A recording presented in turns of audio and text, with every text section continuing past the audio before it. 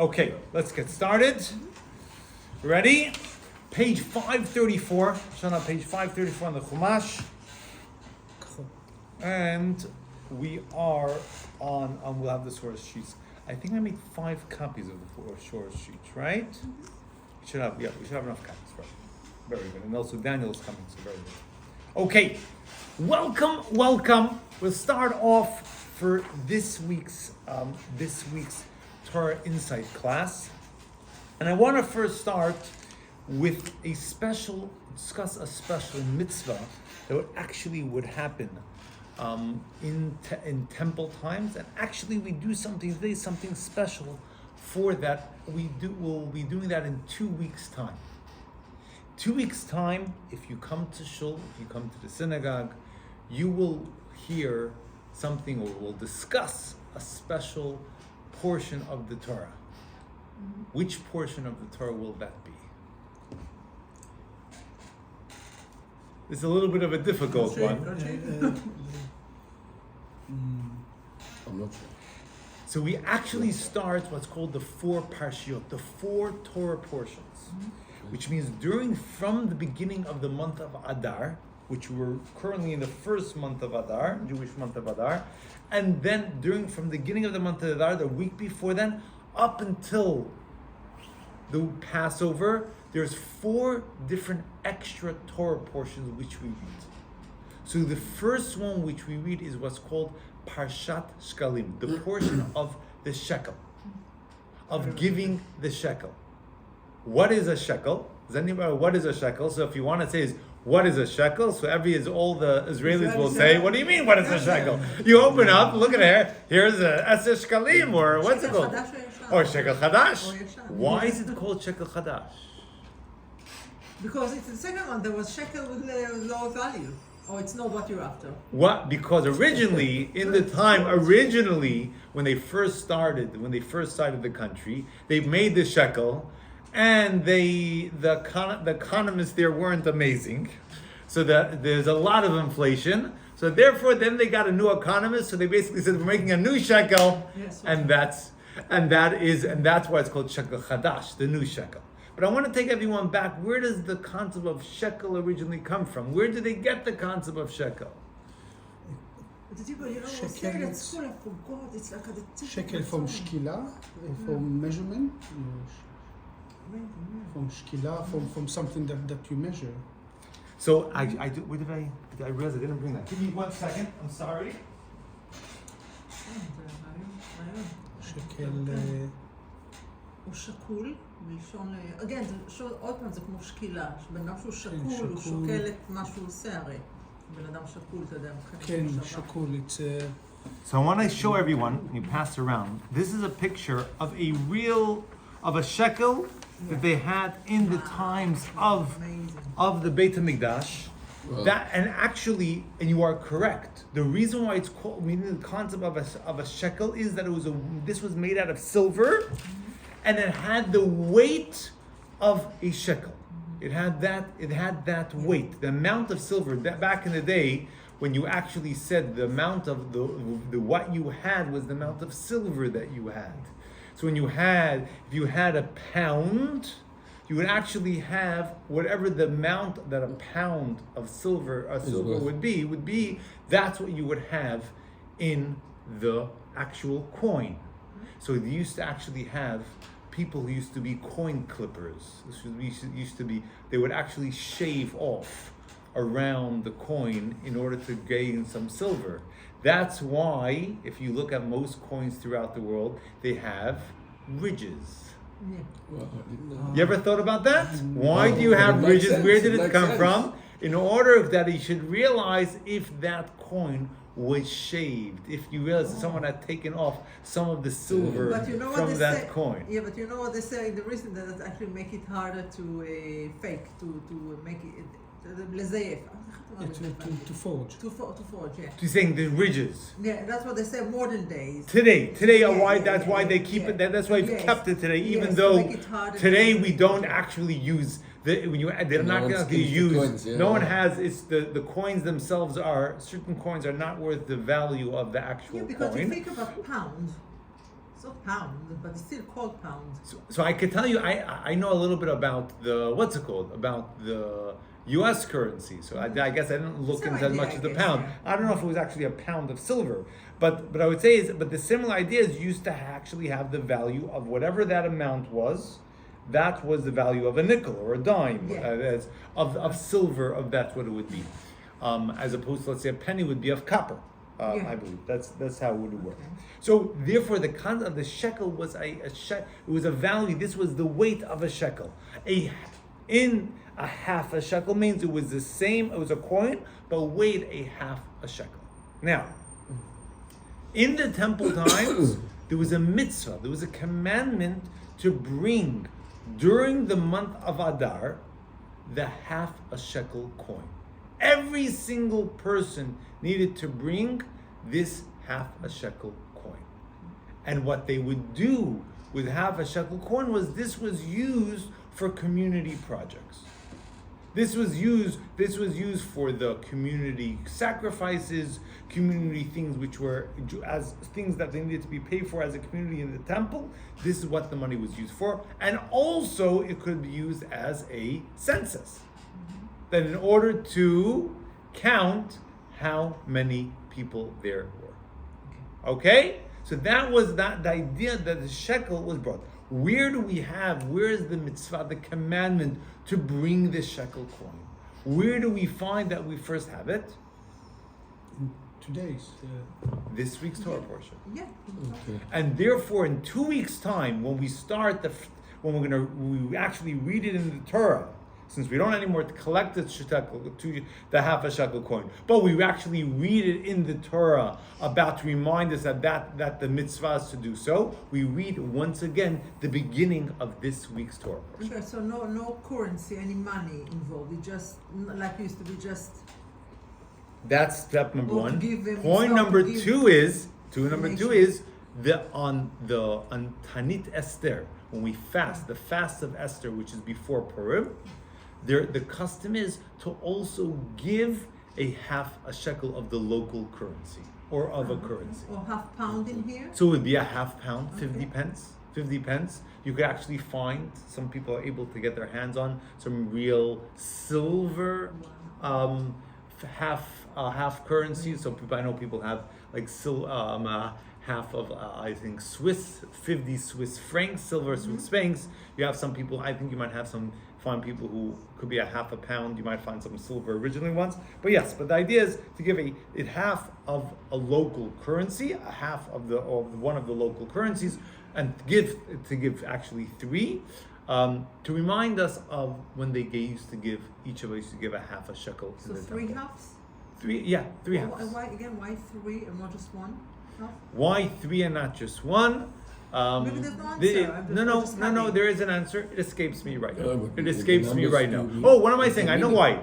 why. Let me explain why. Because it says there's 3 times we say in the Torah 3 times zeyitmi that you should give. There were 3 types of donations that they gave in the Torah of when the Jews contributed to the temple. So corresponding to those 3 times, we give 3 half a shekel. Okay, for is that. a specific time to give it to To- earn the mitzvah, or it can be whenever with the meaning of. We generally give it on before Tiny Esther? on the Tiny Esther, during the day of Tiny Esther. Not people give it before Mincha, or during Purim, or on Purim as well. On Okay, Purim so as well. if Someone let's say did if it. I want to do this mitzvah on Purim day when there's party, I can give it here, or So or what just we'll one day? have by the Purim party, we'll have a plate where everyone will have 3 coins of 50 pence coins. So everyone's able to put some money into exchange, because not everyone walks around with 50 pence. Or you could work now and work hard and collect Or the you 3 can pence let's say we give you and get the 350 pence, and then So I know just to come here already with 3 coins of 50 pence. there you go, and that's fulfill the custom. Yeah. Okay. Thanks. Yeah, sure. So that is this is what we're going to be learning about today, delving into that, and we're learning a very powerful lesson of what it means for each and every single one of us. So I want to first ask everyone, we're going to start learning in page 534, I want, if Karmit, would you mind reading the first 3 psukim, the first 3 verses starting with וידבר, כן? in Vayidaber, וידבר. and Shoshana, if you can read, you'll read them in Hebrew, and Shoshana, you'll read them in English. Does that sound good? When I read it like this, how can I read the name of God here? The second Hashem. word? You could either, Hashem. if you're saying the whole pasuk, the whole verse, you could read Hashem's name, but generally we say Hashem unless it's... Okay, because it's very holy. Okay. וידבר השם אל משה לאמור, כי תישא את ראש בני ישראל לפקודיהם, ונתנו איש כופר נפשו להשם בפקוד אותם, ולא יהיה בהם נגף בפקוד אותם. להמשיך? עוד פסוק אחד. זה ייתנו כל העובר על הפקודים, מחצית השקל בשקל הקודש, 20 גרה, השקל מחצית השקל תרומה להשם. Yes, please. 13. On number 11. So you'll read Number verses 11, 12, and 13, if that would be okay. Okay, yeah. Continuing his instructions concerning the tabernacle, God spoke to Moses saying, when you take a census of the Israelites by number, each man must give God a monetary ransom for his soul when they are counted. This way there will be a plague among them caused by the evil eye when they are counted. God showed Moses a fiery coin weighing half a shekel and said, this is what everyone who passes through the line of those counted must give, a half shekel. This half shekel is to be halved of the sacred shekel, i.e. the shekel I have designated for use in all holy purposes at 20 gerah. So the shekel, it is half of the shekel that they must give as a contribution to God. Right. Okay. So what we're saying is, thank you very much, both of you. So Hashem, God's commanding us that when we come to, he says, when he comes to count the Jewish people, which they were going to go, God wanted them to count, Moshe to count the Jewish people at that time. They should ask all the Jews to now take a half a shekel coin, and it lists out what would be a half a shekel coin. A full shekel coin was 20 gerah, which would be 16 grams. Today half a shekel would be, half of 16 is? 8!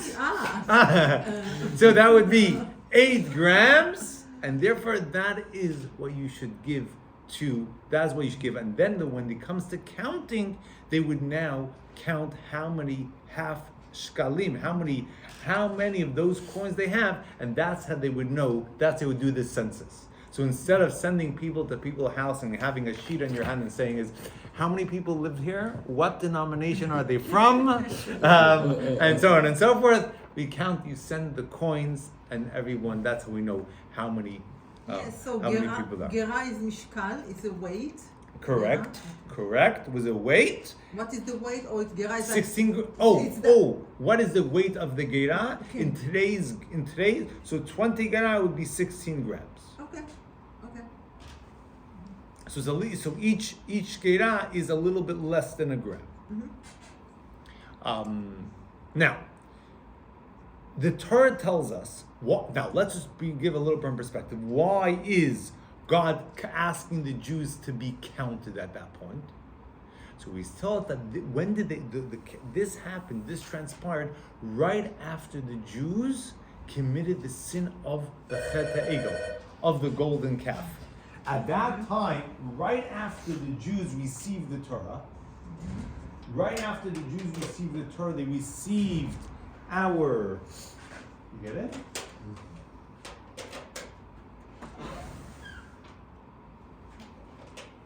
Oh, you got it. Oh.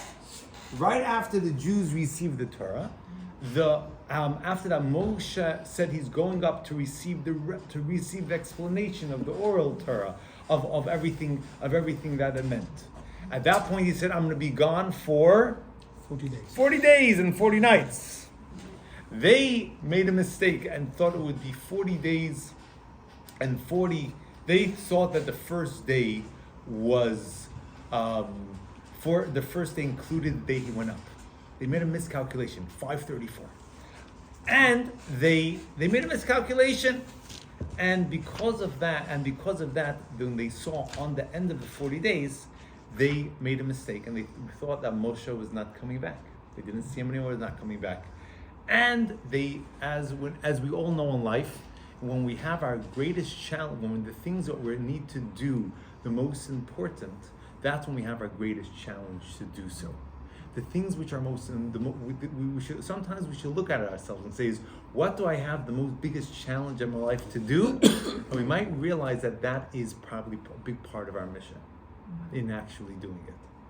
So when it came to the Jews actually having to wait that little bit amount of time until Moses came back, they just couldn't. They were getting all very, very, they lost their patience, if you want to say it, to put it very lightly. And because of that, they actually said, we need a new God. We need a new leader. And they actually at that point produced the golden calf. And they began to serve it. So when God saw that here, they eventually, right after giving the Torah, the holiness that they experienced, seeing God, experiencing God, they go right away and went to serve an idol, which is epitome opposite of what everything they were just taught. So God said that wanted to destroy the Jewish people at that time and rebuild the Jewish people through Moses, through Moshe.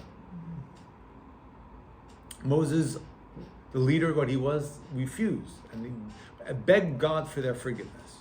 And there were those, and what happened was those who were actually involved, actively involved in serving it, they passed away at that time. But the rest of the Jewish people, God forgave them, and that was actually the day that God forgave them was Yom Kippur. And that became a day of forgiveness for all the rest of the generations. So the day after Yom Kippur, God commanded Moshe to go and count the Jewish people. How everything explained, or what happened there up to this day, it's so interesting. It's like, go and count the Jewish people. Why? It says the Medrash gives the example. It says that when there was a shepherd who had his beloved flock of sheep, and all of a sudden a wolves came and went and wreaked havoc and killed a number of the sheep. So the shepherd said, I want to count again and see how many sheep I have left, and show how much they were precious then. Therefore, God, that after those who passed away because of the acts that they did, they wanted to count them again to show the Jews were precious. And therefore, that was the command that he said to now count the Jewish people by giving them a half a coin. And not only that, we say the words, they should give a half a coin. They should give a half a coin, that this will be a ransom for his soul. This should be by giving this half a coin, this will be an actual part of their repentance for what they did by bringing the golden calf. And that was a big part of it. Now, the Torah uses, if you look at it, it says that if you look at our source sheets, we have also one for Daniel.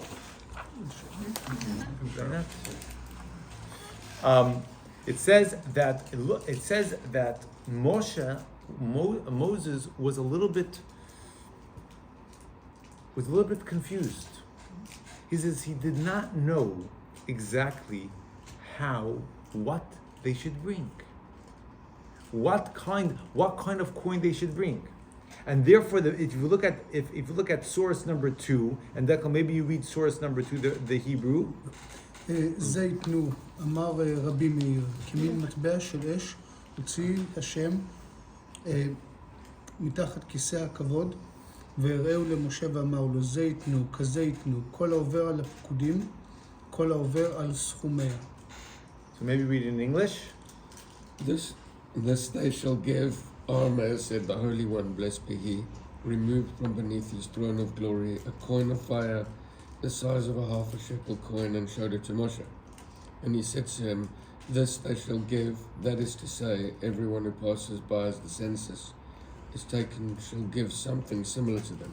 Okay, so which means is when the Torah tells us, Zayitnu, this is what you should give, it doesn't, God didn't, it's when the Torah uses everything, the words the Torah uses very exact. The fact that it uses the term Zeh, this, means that God actually, the Medrash tells us, God actually showed him, this is what you got to bring, Yeah. This is exactly it. Actually showed him what it needed to bring. And explains that God says took a fiery coin out of the Kisei HaKavod over a heavenly throne and showed this to Moshe. Showed it to Moses, this is what he should bring. And that's how Moses understood that that's what they needed to bring. Now, let's understand something for a second. I showed everyone what a shekel coin looks like. Does it look so complicated? No. A half a shekel coin would have been half the weight of that coin. Why was Moshe so perplexed about what exactly it came to making what a shekel coin was? It's not so complicated. This is a coin, shekel coin. Should have said, reach into your pocket, take out a shekel, and then a half a shekel coin, and that's what it is. The question is, did they have half shekel coin, or you thought you need to cut it? Was they different? Like today, you have 10 pence, you have half, you have two double. Was there half, or you didn't know what to do? So was it before? Did they use before half shekel coin? Very good. So in regards to actually, if they actually used the amount of the shekel coins, they weren't actually at that point. They didn't actually produce yet their coins. But a shekel coin would have been the weight of a certain weight. They had coins in Egypt, right? They had coins in Mitzrayim. It's not something so what's it called? But maybe am I correct myself? They must have had a shekel coin. You know how I know they had a shekel coin? Because that's what they're supposed to bring. Yeah. Okay. Right?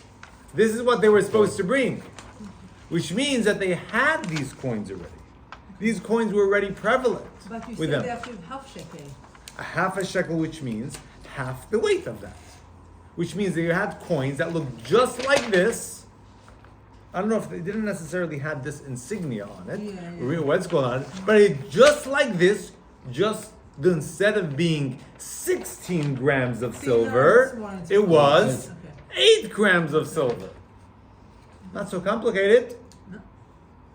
So why then do we say that Moshe needed to actually, God needed to show Moses, God needed to show Moshe what to actually bring? And I'll explain to you a little bit, if we look into it, there's not so many times in the Torah that God actually showed Moshe, this is what it is. There's not so many times. There's only a few times, 4 times total, where God showed Moshe, this is what you got to do. Zeh. Okay. This is what, uses the term zeh. So if everyone turns over their page, if you look at source 4,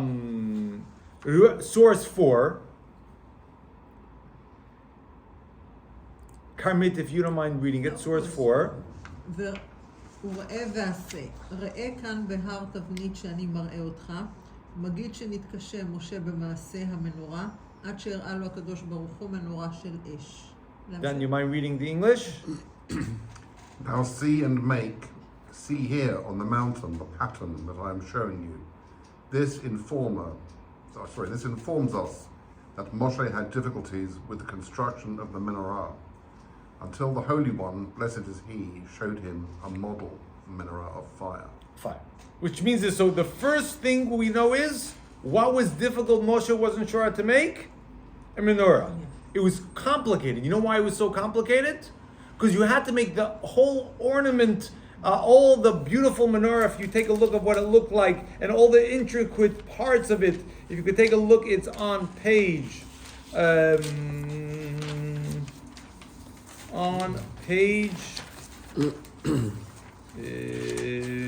are we? No. On page 493. Yeah. If you look on page 493, you have a menorah which was made out of pure gold. It had to have cups, buttons, flowers, On the top, there were cups that they should be lit from it. But you know what the kicker was? All from the same. All from the same block. You couldn't take gold and put it together. You needed to take one huge block of gold, and not only that, it needs to be had a specific weight. It rated a kikar.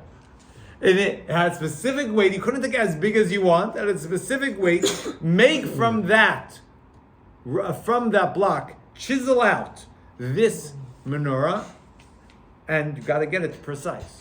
Moses is like, God, let me hand this over to you, and this is a little bit beyond me, and therefore, actually, God showed him this is exactly how it looks like, and this is what you should make. That's point number one. It actually says that Moshe said, even after seeing it, says it's way beyond me. It says God said, throw the block of gold into the fire. I'll do the rest. You do part of it. I'll do the rest. That's point number one. That was the first thing he had a difficulty understanding. The second thing he had a difficulty understanding is the Kiddush Levana, the new moon. Which means when there is a mitzvah, there's a commandment that we should sanctify when there's a new moon. We should make a special blessing, and that begins the new Jewish month. The Jewish calendar is a lunar calendar, but it's not purely a lunar calendar. Meaning to say, each month follows the new moon, the cycle of the moon when you see a new moon in the sky.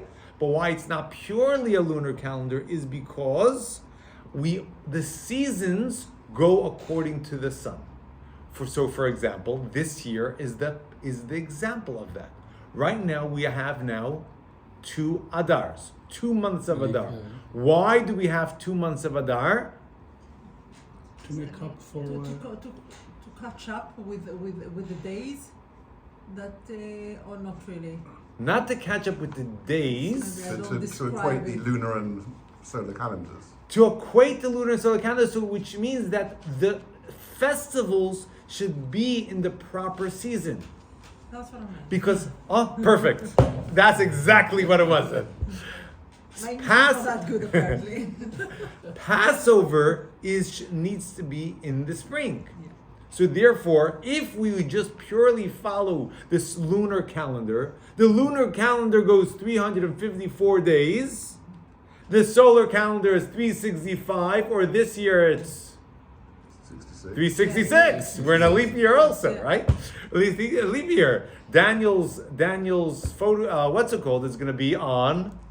He's going to have his on the 29th, right? On the day of the leap year, on the February, on the actual day of February. Wow. We fit it in just for you.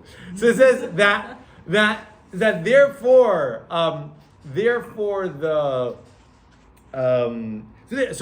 if you just follow it every year, what would happen? Every year you have 11 days, which you there's going to be the difference between the solar and lunar calendar, right? And therefore, with time, you're going to be getting earlier and earlier. The months are going to change per year. That's why lahavdil, when it comes to Ramadan, it can be different. Every year, it's a different time. Yeah. Why? Because they follow the lunar calendar, and they don't have this concept of making sure that anything should be in a certain time of the year within the seasons, and therefore it just continues, and this will go throughout the year. But the Torah tells us that we need to make sure we have the seasons. Hence, we have 2 months of Adar, which what's going to happen is this year pushes it off quite a bit. Now, instead of the Passover, Pesach will be in late April, instead of it being in March, right? Making sure that Pesach, that Passover, is in the spring. Now, when it came to understanding what precisely is the new moon, what should be the shape, at what point do we say it's considered a new moon or not? Moshe says, I don't know. I'm not sure. What exactly do you mean when you say a new moon? And that's why if you learn source 5, it says maybe Dekel you read it and Shoshani you read the English. Does that sound good? You read the Hebrew and Shoshani read the English? הזה Yeah. נתקשה משה על מולד הלבנה. באיזה שיעור תראה ותהיה ראויה לקדש. והראה לו באצבע את הלבנה ברקיע ואמר לו, כזה, ראה וקדש. וכיצד הראו, והלא לא היה נדבר עמו, אלא ביום, שנאמר, ויהי ביום דיבר אדוני, השם, ביום צוותו. מן היום אשר ציווה השם והלאה. אלא סמוך לשקיעת החמה נאמרה לו פרשה זו והראו עם חשיכה. This Moshe had difficulty regarding the renewal of the moon, how much of it must be visible so that it be fit to be consecrated. God then showed him with his finger the moon in the sky and said to him, when you see it is like this, sanctify it. But how could he show it to him? Did he not speak with him only by day, as it is said, and on the day that God spoke, or on the day that he commanded him, or from the day that God commanded and beyond? But the answer is, it was near sunset when this section was told to him, Moshe, and he pointed it out to them at nightfall. So which means that, thank you very much. So which means that Moshe was not sure, and God showed him, this is the crescent that you need to see, and that's how you can make a special blessing. And even today, we have a blessing, what's called Kiddush Levana. When from whence the new moon happens, you go out and there's a special blessing you make to bless the new moon. From the 7th day up until the 15th day. Some people say 16th day. Because at that point, you're considered within the new moon and you make a blessing. I mean, here in England, you could say you already start from the 3rd day, since we don't get so much. The days about you get to see the moon is quite limited. Therefore, you can already do it from the 3rd day. So that was the third thing that Moses was not sure about. The 4th thing was what's considered a sheretz, what's considered an insect or crawling things which are kosher or not.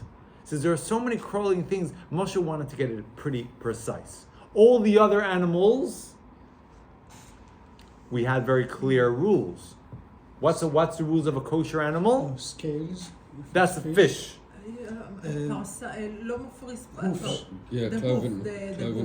Cloven And chew the cud. and chew their cud. Very good, very good. I'm glad to see people paid attention in their. Malegeras chew their cud. Okay. Malegeras chew their cud. Chewing their cud means that it's constantly eaten, right? Yeah. But is it part of kashrut or kashrut laws also? If malegera the kashrut or lo kashrut? So that's exactly what we're saying. Those are the two signs for a kosher animal. That it needs to have both mafris parsa. It needs to have cloven hooves completely split, completely. Yeah. Unlike a horse, which has partially, it needs to be completely split, as well as also it needs to chew its cud. Basically. A pig has, the Torah lists specifically 5 things that have one sign. Yeah. What's amazing is that they've never found another one from when the Torah was given till today that of another species that has one of those signs. They either have both or have none. But they've never found another species that have one of them. Yeah. Only the 5 ones the Torah mentions. Now, who would have made such a prediction? Right? It shows you. It's not one of the proofs of the Torah. It just shows you. It's one of the things which are pretty mind-opening about we know about the Torah. So.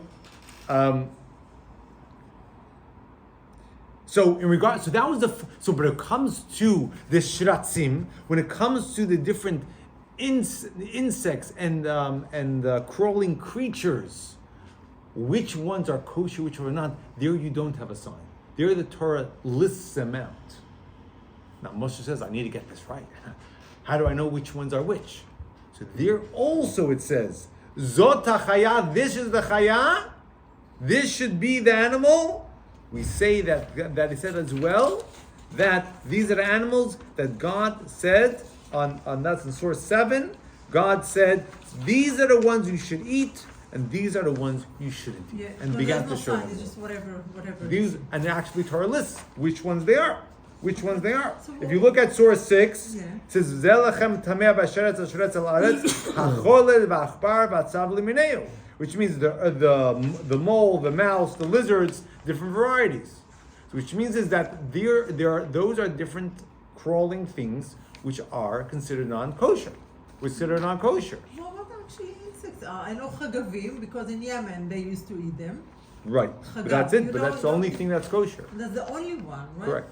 Because I don't know what any other crawling Yes. used to eat it, yeah. But the locusts are the only one that's kosher, and the reason why in Yemen they actually eat it is that no one else does is because everyone else says we don't have the proper misorah, we don't have the proper traditions which ones are kosher.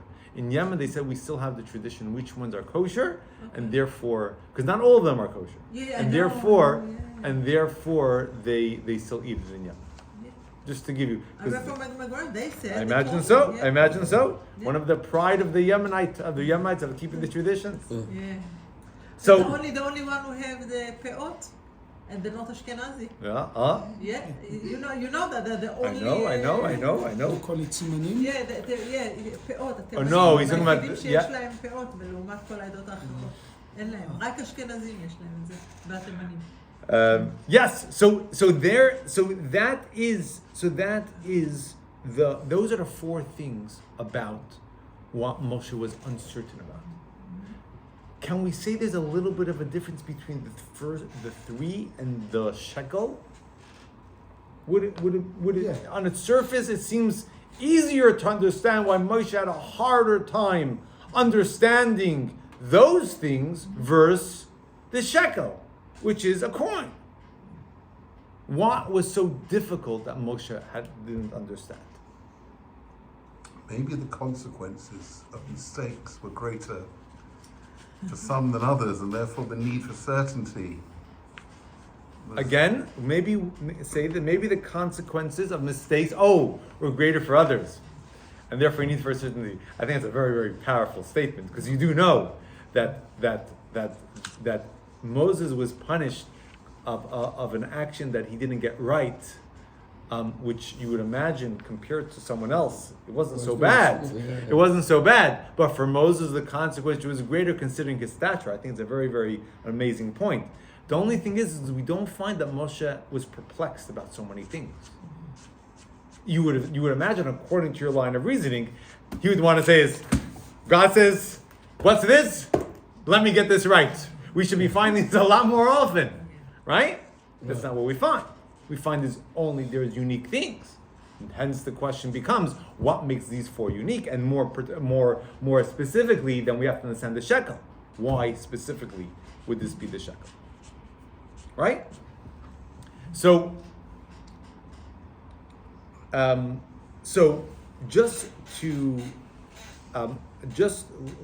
we'll go into a little bit of depth, a little bit of laws connected with the shekel, and we'll understand something important about what God was trying to give, the message God was giving to Moshe, and also what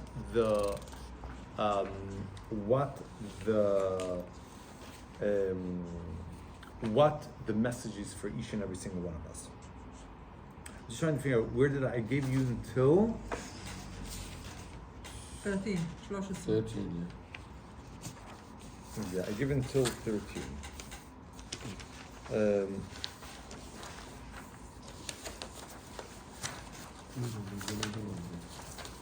Okay. There's another one. Oh, we found another one. I knew I made 5. I knew I made 5. Got caught underneath I it know. somewhere. Okay. So Tosfot, and I didn't want to bring everyone for what's it called, because we can't go through all the sources together. But some of the Torah commentaries explain the following. We said that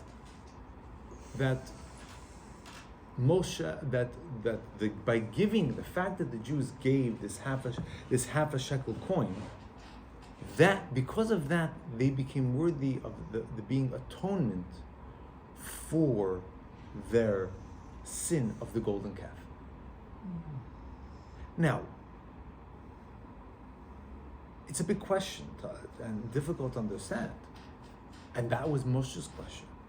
How is it possible that by giving a half a shekel coin, you're done? Yeah. You're going to be atoned for what they've done. Such a big sin. And For such a big sin? Half shekel. And you pull off and giving off a half a shekel coin. Get off, yeah. Imagine you're, you come up and you smack your father in the face. And then you say, Dad, I feel bad. Here's a coffee. Take half shekel. Right? It's a little bit Yeah. trivial. How is it possible? Kofer nafsho.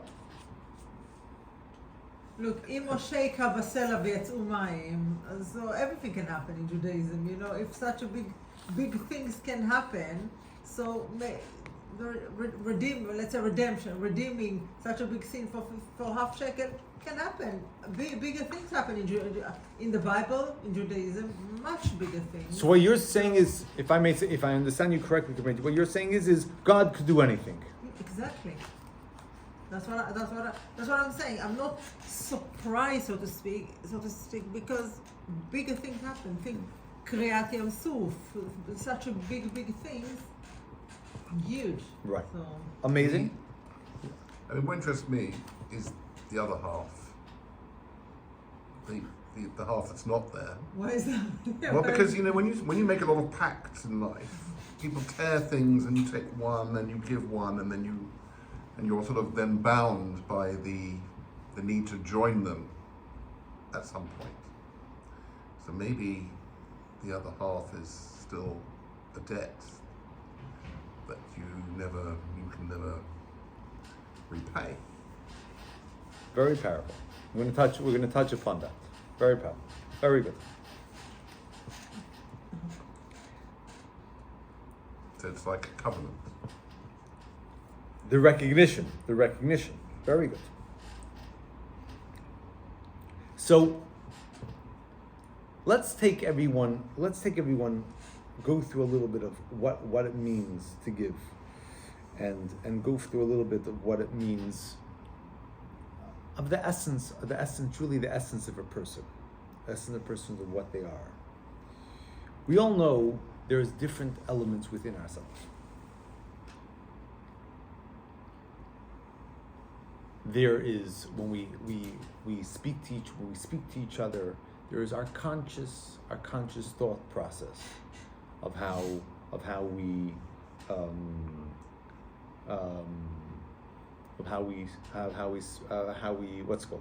relate to each other. Then there's our subconscious. Right? There's our subconscious of what are different things which are behind of what we express. And there are a lot of times there's the us in how we express to others, and there's the us how we are a little bit deeper than that, in the way we truly are, not how we just are in our relationship with others, but how we truly are within ourselves. And then there's a deeper aspect of how, even in regard to our subconscious, there's also a level. Then there's the essence of our being, essence of who we truly are. In life, sometimes we're able to be in touch with, we're able to live with certain parts of those parts within ourselves. Our regular things, our conscious mind, what we do, that's general, we're always in touch with. Our subconscious, as my wife told me today, I made a mistake and called it, says maybe your subconscious really wanted to call me because you felt you were missing me so much, right? So he says, maybe we're in touch sometimes with our subconscious. But there are certain times that we get it more, and we get certain feelings about what we are. But there's certain times in life where the essence of our being comes out. And we know, and we are able to act upon it. In our relationship with God, in our relationship with God, when the way we are also in a conscious level, there's some of us have it easier relating to God in a more intimate way on a conscious level. Some of us have it more difficult. We wrestle with God. We have a difficult understanding of what God, doing what God wants from us, understanding God, relating in any sort of way. And then there's the way we're subconscious, certain feelings we have in general that come out every so often. And then there's certain things which come out the essence of our being, the essence of who we truly are. And that's how you see. That's really you see when you see the person's essence of what they truly are. And on that level, when their relation to God, it's truly powerful. It's awesome. It's tremendous. It's a fire.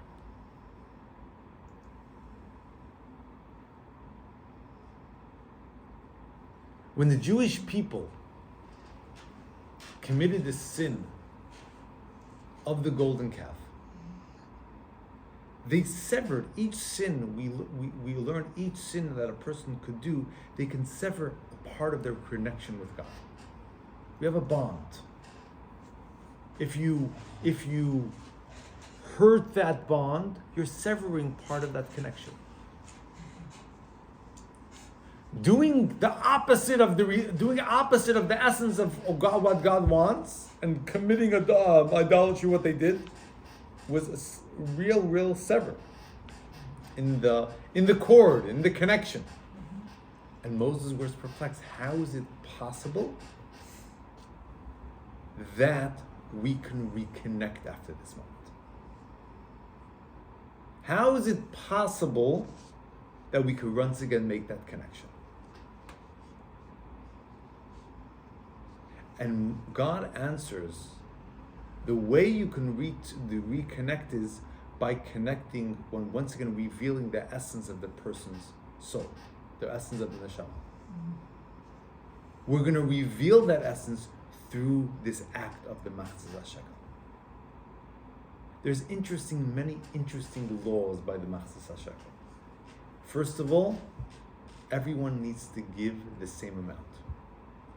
No matter how rich you are, no matter how poor you are, everyone got to pull up with the Machzor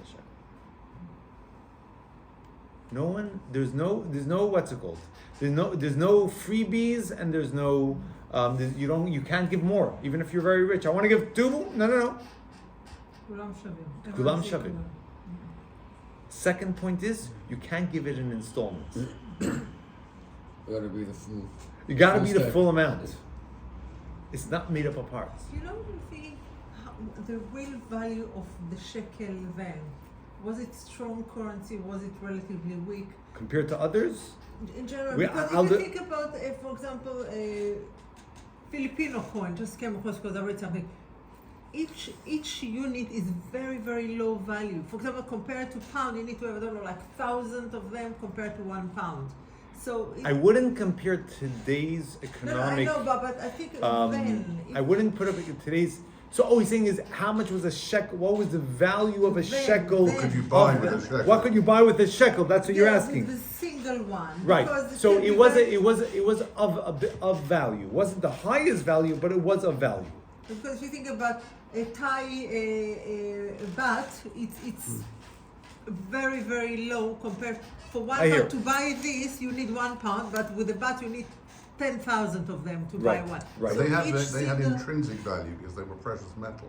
Correct. Yeah. So it wasn't like a nominal thing. Yeah. That would be the difference. That would be the difference. Yeah, general value. It doesn't matter if it's the metal or just one. I don't know. Maybe it was hard for some people. Value, it was very high It took a long time before coins had representative value. That was intrinsic value. They were Gold and comparable silver. because it was the only one. There was nothing to compare to. Well.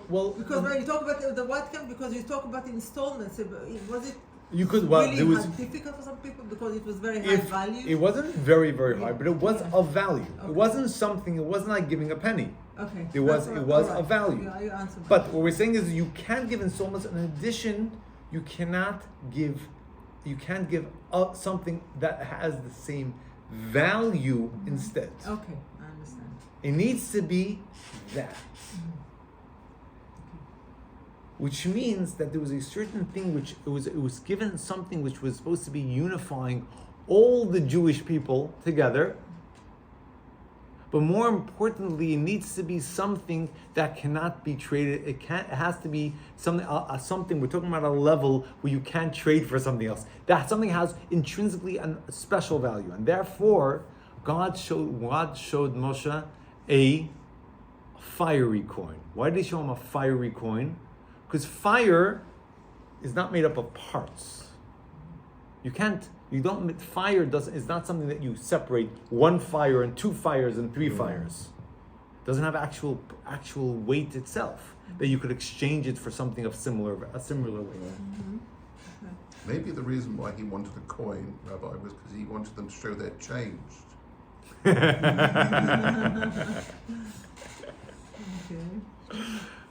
All Very right, good. am I allowed to make jokes? Yes. Yes.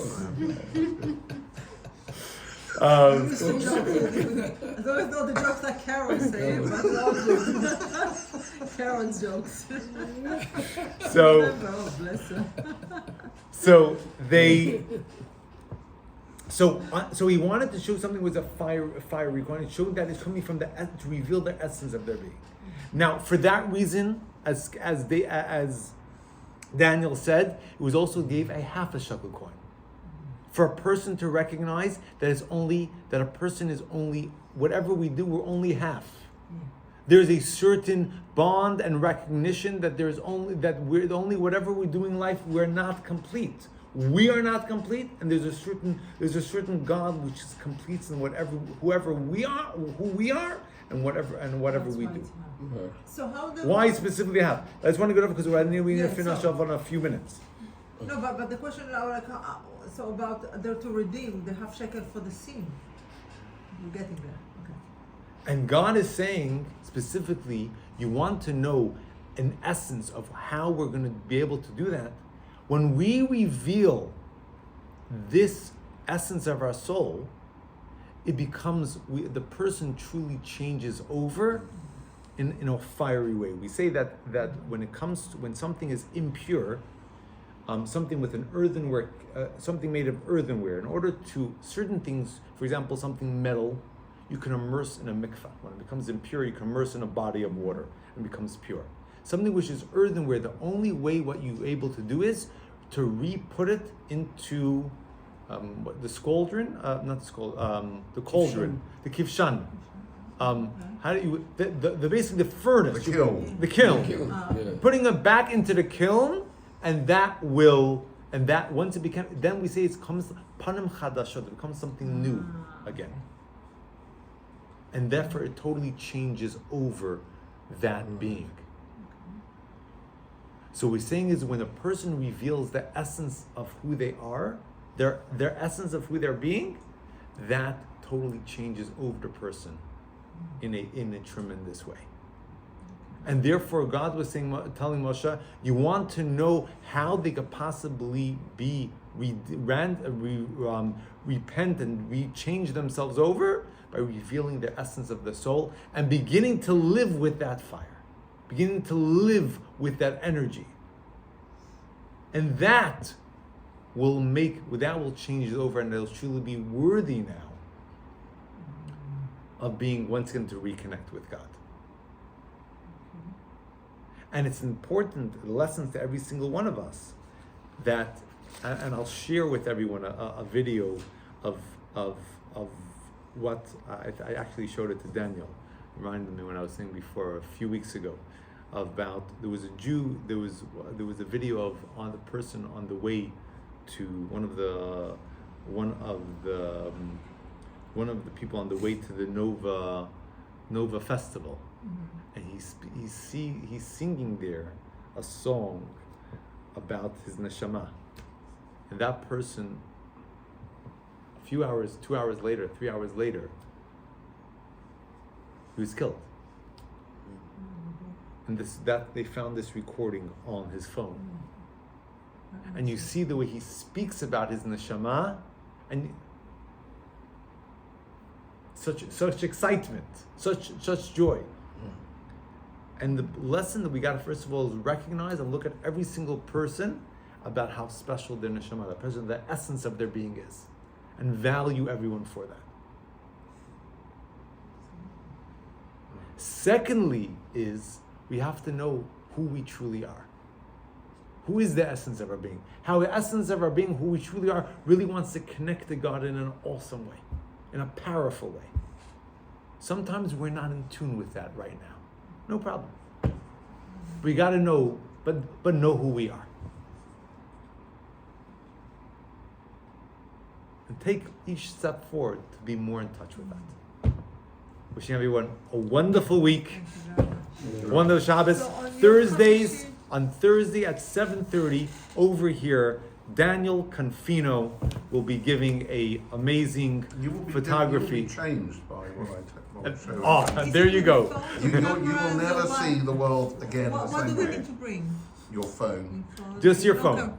If you've got a complicated camera, This Thursday, my throat's gone. if you've got a Whatever you want to camera, donate, whatever you could donate, whatever you donate. Is it this